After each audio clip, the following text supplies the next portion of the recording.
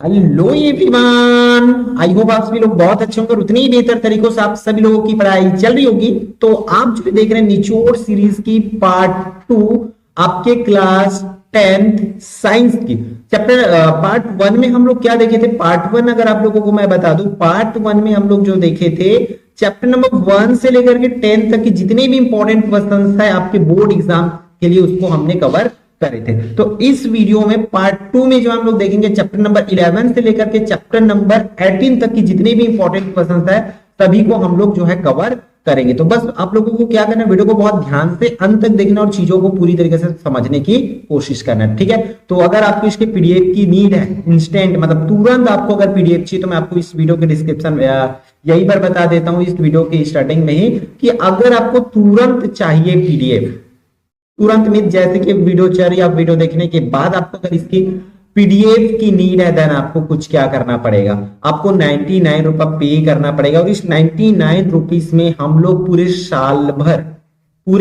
भर मतलब board exam के तक जितनी भी वीडियो आएगी अगर उसका पीडीएफ की आपको जरूरत पड़ेगा तो हम आप उसको प्रोवाइड करा देंगे वीडियो आने के बाद, वीडियो से पहले नहीं, ठीक है। आपको निचोड़ की 3 सब्जेक्ट की पीडीएफ मिलेगा, साथ ही साथ बाद में जो भी वीडियो आएगी, सैंपल पेपर वगैरह आएगा, प्रैक्टिस पेपर वगैरह आएगा, उन सब चीज की भी पीडीएफ आपको प्रोवाइड करा दिया जाएगा। बट आपको करना क्या पड़ेगा, 99 रुपीज पे करना पड़ेगा। 99 रुपए बहुत बड़ी बात नहीं है, और ये जो है सिर्फ और सिर्फ टाइपिंग चार्ज लिया जा रहा है। हमारे क्वेश्चंस की इंपॉर्टेंट क्वेश्चन जो है बिल्कुल फ्री ऑफ कॉस्ट दिया जा रहा है, ठीक है। और वही फ्री ऑफ कॉस्ट अगर आप ये 99 रुपीज पे नहीं कर सकते देन ऑल वीडियो चैनल पर डलेगी, निःशुल्क आप लोग साल भर पढ़ सकते हैं। अगर आपको पीडीएफ चाहिए देन आपको ये पे करना पड़ेगा। क्लियर है? पे कैसे करेंगे, तो पे के लिए आपको हमारे जो व्हाट्सएप नंबर है, कौन सा, 7974739026, इस नंबर पर हमें व्हाट्सएप करना पड़ेगा। याद रखना इस नंबर पर फोन पे नहीं होती है या गूगल पे नहीं होती है, आपको इस नंबर पर व्हाट्सएप करना है, देन वहां से हम आप लोग को क्यूआर प्रोवाइड करा देंगे अगर आपको पीडीएफ की जरूरत है तब, ठीक है। तो चलो हम चैप्टर नंबर 11 से जो है स्टार्ट करते हैं। तो ये रहा चैप्टर नंबर 11 आपकी स्क्रीन पर। इसमें क्या बोला जा रहा है इन चीजों को समझो। चैप्टर नंबर 11 की बात करें तो इसमें क्या दिया, अधातुओं का रसायन, केमिस्ट्री ऑफ नॉन मेटल्स, ठीक है। यहां से 6 मार्क्स का पूछे जाएंगे और 6 मार्क्स में स्टार लगा, मींस एक क्वेश्चन जो है 2 पार्ट 3 पार्ट में टूट के आएंगे। ये 3 पार्ट में टूटी रहती है अ ब स करके, इसलिए आपको इसके अकॉर्डिंग प्रिपरेशन करना है, छोटे क्वेश्चन करना है। जैसे कि पहले सीधा सीधा ऐसा बड़ा क्वेश्चन पूछे जाते थे, अब ना, अब आपको सिर्फ बोल देंगे रासायनिक समीकरण लिखिए, चित्र बनाइए, विधि लिखिए, उपयोग लिखिए, ऐसा 3 अलग अलग टॉपिक में करके दे देते हैं। तो आप लोगों को बस ये पढ़ना है, हाइड्रोजन बनाने की प्रयोगशाला विधि को एकदम डिटेल कर लेना इस चैप्टर में। और इंग्लिश मीडियम वाले बच्चे भी यहां से देख सकते हैं कि describe the laboratory method of preparing hydrogen in the following points, chemical equation लिखना है, फिगर लिखना है, मेथड एंड उसके यूजेस आपको लिखना होगा। उसी तरीके से नाइट्रोजन बनाने की जो प्रयोगशाला विधि है उसको आपको क्या है करना होगा। क्लियर है? फिर प्रश्न क्रमांक 3, वह कौन सी गैस है जो जलने में सहायक है, उसे प्रयोगशाला में आप कैसे बनाएंगे, सचित्र वर्णन कीजिए। गैस की उपयोगिता भी आप जो है लिखना है। फिर मैं 3 नंबर में बोल रहा था तो कुछ क्वेश्चन ऐसे हमें प्रोवाइड करा दिए जाते हैं, जैसे कि आप लोग देख पा रहे हैं कि रासायनिक समीकरण लिखे। तो रासायनिक समीकरण लिखने के लिए भी आपको बोला जा सकता है, अथवा में क्वेश्चन आ सकते हैं। इसलिए जितनी कंडीशंस मैं इस पीडीएफ में रख दिया हूं, हर की आपको रासायनिक समीकरण पढ़ लो, क्योंकि मैं इस पीडीएफ को बनाने के टाइम, इस क्वेश्चन को सेट करने के टाइम और जितने भी छत्तीसगढ़ एग्जाम्स के लिए बुक आते सबको प्रेफर किया हूं कि कुछ छूटे ना, इसलिए इसमें नंबर ऑफ क्वेश्चंस बहुत ज्यादा है ताकि किसी भी बच्चों को प्रॉब्लम ना हो, परेशानी ना हो, इसमें रखा गया है। तो बस आप लोगों को क्या करना है, ध्यान से इन क्वेश्चंस का स्क्रीनशॉट ले लीजिए, या आपके पास पीडीएफ होगा तो आप पीडीएफ से प्रोवाइड कर लीजिए, या पीडीएफ नहीं है देन आप लोग इन क्वेश्चंस को आप लोग नोट डाउन कर सकते हैं। अगला क्वेश्चन है, पोटेशियम परमैंगनेट को गर्म करने पर क्या होता है, समीकरण सहित समझाना है। 6 नंबर के लिए समीकरण पूर्ण करना है। यहाँ पर समीकरण यहाँ पर पूर्ण करने वाला क्वेश्चन में भी टाइप नहीं हो पाए, आपको बता दिया जाएगा, ठीक है। क्वेश्चन नंबर 12 की बात करें, 12 की बात करें तो इसमें क्या है, विद्युत के चुंबकीय प्रभाव जो कि 6 और 12 एक दूसरे के अथवा में आता है, तो जहां से या तो उस पार से 5 नंबर के क्वेश्चन पूछे जाएंगे या तो इस पार से। तो कौन कौन सी चैप्टर अथवा में है, इन चीजों को भी आपको समझना पड़ेगा। तो 3 नंबर और 5 नंबर की आना है। तो पहला क्वेश्चन हम लोग देख लेते हैं, विद्युत मोटर क्या है, विद्युत मोटर का सिद्धांत आपको लिखना होगा।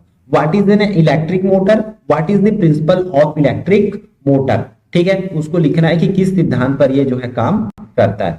फिर प्रश्न 12वां की बात करें तो प्रश्न 12वां में आप लोगों को क्या दिया कि विद्युत जनित्र क्या है, ये आपको बताना पड़ेगा, एक्सप्लेन करना होगा। उसके बाद यह किस सिद्धांत पर कार्य करता है, कौन से प्रिंसिपल पर वर्क करता है। तो देखो, एक तो मैं क्वेश्चन आपको क्या रिकमेंड किया हूं, विद्युत मोटर, मोटर के बाद जनित्र, जिसको अपन क्या बोलते हैं इंग्लिश में, जनरेटर बोलते हैं। इसी जनरेटर को आपको करना होगा टिप में। फिर आपको फ्लेमिंग के बाएं हाथ का नियम और दाएं हाथ का नियम, ये जो है प्रिपरेशन करना है 3 मार्क्स के लिए। उसी तरीके से जनित्र और मोटर में अंतर, मतलब मोटर और जनरेटर में जो अंतर है वो आपको पता होना चाहिए।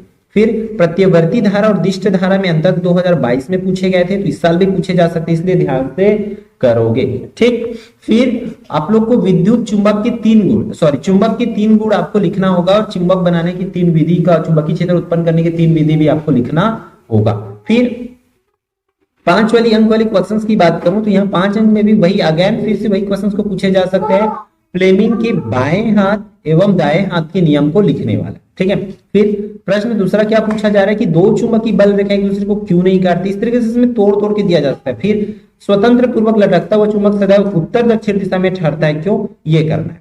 फिर आपको प्रश्न क्रमांक तीसरा इंपॉर्टेंट है, जनित्र का निम्न शीर्षकों के आधार पर आपको क्या करना है, परिभाषा, सिद्धांत, चित्र और कार्य विधि को आपको समझाना। ठीक है, उसी तरीके से प्रश्न चौथा आपकी स्क्रीन पर है, क्या बोला जा रहा है कि विद्युत मोटर का वर्णन निम्न शीर्षकों के आधार पर करना होगा। ठीक है, तो विद्युत मोटर जनरेटर एकदम डीप पढ़ लो आप लोग, फिर इससे बाहर का नहीं जाना। फिर ये आपका ये वाली क्वेश्चंस में भी पूछे जा सकते हैं, लास्ट टाइम ये 2017 में पूछे गए थे। ठीक है, 17 में तीनों शेड में, इसलिए हम लोग इसको रख लिए कि अरे पूछे जा गए तो करके। ठीक, फिर चैप्टर नंबर 13 पर आ जाते हैं। यहां पर क्या दिया है बच्चों, आप लोगों को ये पूछे जाएंगे कि प्रकाश परावर्तन अपवर्तन गोली सतह से। याद रखना, अगर अभी ये सब चीजें नहीं कर रहे हो, मतलब आपको एंड टाइम में बहुत ज्यादा संघर्ष करना पड़ेगा, और एंड टाइम में भी अगर नहीं कर पाए तो आपको बहुत बड़ी पछताना पड़ेगा, क्योंकि हमारी 3 साल की एक्सपीरियंस, ये हमारी 4th बोर्ड एग्जाम है, बता दूं आप लोगों को कि उसके अकॉर्डिंग ही हम अपना रिकमेंड कर रहे हैं आप लोगों को। किसी भी बच्चे की जिंदगी हम खराब नहीं करेंगे, याद रखना। ठीक, 3 नंबर और 5 नंबर के क्वेश्चंस आपको पूछे जाना है। तो देखो यहाँ पर प्रश्न पहला क्या बोला जा रहा है, लेंस की क्षमता क्या है, इसकी इकाई लिखना है। फिर उत्तल एवं अवतल दर्पण में 3 अंतर लिखना है। उसी तरीके से समतल दर्पण एवं उत्तल दर्पण में अंतर लिखना है। फिर लेंस क्या है, लेंस के प्रकार व लेंसों का उपयोग आपको करना होगा। दर्पण की फोकस दूरी को परिभाषित कीजिए। फिर गोली दर्पण किसे कहते हैं, गोली दर्पण की वक्रता, त्रिज्या तथा फोकस दूरी में संबंध आपको ज्ञात करना होगा। नेत्र की समजन क्षमता किसे कहते हैं, स्पष्ट करना है। पित्त बिंदु एवं अंध बिंदु किसे कहते हैं, उसको लिखना है। क्रांति कोण किसे कहते हैं, समतल दर्पण, गोली दर्पण, तीनों के उपयोग आपको पता होना चाहिए। फिर 3 नंबर आपकी कंफर्म है। फिर 5 नंबर की बात करें तो 5 नंबर में बच्चों आप लोगों को स्नेल का नियम, इसकी सूत्र पूछे जाएंगे। फिर दूसरा, निम्न को परिभाषित कीजिए। वक्रता त्रिज्या, वक्रता केंद्र, द्वारक, ध्रुव, फोकस दूरी, आपतन कोण, अपवर्तन कोण, प्रकाशिक तंतु, इतनी क्वेश्चंस आपको पूछे जा सकते हैं। इसलिए मतलब 5 नंबर में आएगी तो इसमें से 3 को पूछ देंगे कि इसको लिखो करके, है ना, तो तोड़ तोड़ के देते हैं। अगर न्यूमेरिकल की बात करें तो न्यूमेरिकल इस तरीके से आपको दिए जा सकते हैं। इसलिए एग्जाम्पल में, उदाहरण में बच्चों जो आपको न्यूमेरिकल दिए हुए हैं, आपके कौन सा आंकिक प्रश्न दिए उसको एटलीस्ट जरूर कर लेना। ठीक है, इस तरीके से क्वेश्चंस पूछे जा सकते हैं। फिर गोली अवतल दर्पण की वक्रता, त्रिज्या, फोकस दूरी में संबंध स्थापित जो है करना है। तो ये क्वेश्चन देखो 2018 तीनों सेट में पूछे गए थे, इसलिए इसको भी आप प्रिपेयर कर सकते हो। ये रहा 5 अंक के लिए चौथा क्वेश्चन। ठीक है, तो भैया हमारे चैनल को आप सब्सक्राइब जरूर कर लेंगे, अपने दोस्तों के साथ शेयर जरूर कर दीजिए, और इस क्वेश्चंस को एक काम जरूर करेंगे, अपने स्कूल टीचर को जरूर भेज देंगे ताकि वो आपको और बेहतर वे पे रिकमेंड कर पाए। क्योंकि हम तो 4 साल से हैं, हो सकता है आपकी स्कूल टीचर जो 10 साल 12 साल से आपको पढ़ा रहे होंगे या साइंस पढ़ा रहे होंगे, तो वो ज्यादा बेटर वे पे बता पाएंगे। इसलिए उनको जरूर शेयर करेंगे ताकि आपको बता देंगे कि इनमें से कौन कौन से क्वेश्चन हैं जो और भी सुपर मोस्ट इंपॉर्टेंट है। ठीक है, इससे बाहर इंपॉर्टेंट तो नहीं होगी, क्योंकि जो भी जितना भी इंपॉर्टेंट है पूरे को लाके इसमें रख दिया गया, इसलिए नंबर ऑफ क्वेश्चन बहुत ज्यादा है। 14 जैविक प्रक्रियाएं, प्रजनन, वृद्धि और परिवर्धन, यहां से आपको क्वेश्चन पूछे जाएंगे। देखो 4 अंक और 6 अंक वाला, मतलब वही क्वेश्चन 4 अंक के लिए और 6 अंक के लिए, और 2 अंक के लिए भी आना है तो 2 अंक के लिए छोटी छोटी क्वेश्चन करना पड़ेगा 10 से 12। तो देख लो इसमें क्या क्या पूछे जा रहा है। प्रजनन किसे कहते हैं, प्रजनन के प्रकार के नाम लिखे। प्लेसेंटा किसे कहते हैं, वर्धी प्रजनन क्या है, फूल के 2 जननांगों के नाम लिखना है। विषाणु बीजाणु क्या है, मुकुलन क्या है, परागण क्या है, पुनरुद्भवन किसे कहते हैं, युग्मनज क्या है। इस तरीके से 10 क्वेश्चन है जिसको आपको करना होगा। फिर गर्भवती महिलाओं के स्वास्थ्य के लिए किन किन बातों का ध्यान रखना चाहिए, ये करना है। पुष्प का नामांकित चित्र बनाकर उसमें नर एवं मादा जननांगों को दर्शाना है। माहवारी क्या है, इसका मादा मनुष्य पर क्या प्रभाव पड़ता है, ये करना है। निषेचन की प्रक्रिया में नर एवं मादा की क्या भूमिका होती है। तो देखो जितना भी इंपॉर्टेंट क्वेश्चन है सबको ला दिया गया है, लगभग इन्हीं में से आपका 4 नंबर और 6 नंबर के लिए पूछे जाएंगे। तो बस ध्यान से करेंगे इन क्वेश्चंस को, हल्के में मत लेंगे, क्योंकि बहुत बड़ा पछताओगे अगर आप इन क्वेश्चंस को छोड़े तो। याद रखें, ठीक है। ये 10 क्वेश्चन है, 10 में से 4 नंबर और 6 नंबर दोनों में आपको पूछे जाएंगे। 15 जो है आती है चैप्टर नंबर अध्याय 1 की अथवा में, मतलब दोनों पार्ट मिला के ये आपका ब्लूप्रिंट है। अगर उस पार्ट से 4 नंबर का पूछेंगे तो इस पार्ट का नहीं पूछेंगे, इस पार्ट से पूछेंगे तो उस पार्ट का नहीं पूछेंगे, ठीक है। तो हम लोग 3 नंबर वाला क्वेश्चन देख लेते हैं। देखो क्या बोला गया है कि अनुवांशिक का अध्ययन हमें फसल उत्पादन को बढ़ाने में कैसे मदद कर सकता है, ये करना है आपको। फिर एक कृषक ने बैगनी फूल वाले मटर के पौधे के बीच लगाए और दावा किया कि अगली पीढ़ी में बैगनी फूल के पौधे ही मिलेंगे, क्या वे सही थे, आपको इसको करना होगा।